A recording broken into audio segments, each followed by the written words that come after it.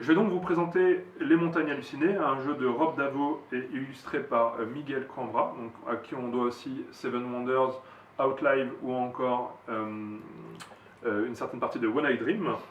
C'est un jeu pour 3 à 5 joueurs, ou plutôt 3 à 5 explorateurs du cercle arctique, pour des parties d'environ 60 à 90 minutes. Donc Les Montagnes Hallucinées, ça prend tout simplement place dans le roman de H.P. Lovecraft qui porte le même nom. Et vous allez donc incarner des chercheurs qui vont gravir cette montagne hallucinée à la recherche de reliques. Mais, comme dans toute bonne œuvre de Lovecraft, vous allez tout simplement devenir fou petit à petit. C'est un jeu coopératif. La folie va être relativement importante pour pouvoir vous bloquer dans la communication, puisque par exemple, vous pourrez vous retrouver à ne pas utiliser de voyelles, à devoir communiquer avec les autres sans utiliser de voyelles pendant un certain laps de temps.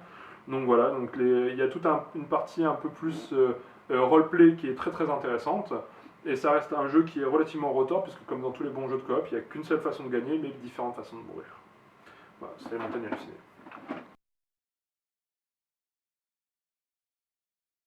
Alors, je vais passer au jeu New Salem, créé en 2015 par Brian Hayte et Clayton Schenka, illustré par Andreas Olkrati. Mes excuses pour l'écorchement. On est sur un jeu de 3 à 8 joueurs, ce qui est plutôt atypique, parce qu'on n'est pas sur un jeu de type party game, mais on est sur un jeu qui peut accueillir jusqu'à 8 joueurs, pour une durée de partie moyenne d'environ 30 minutes. L'éditeur est Overworld Games.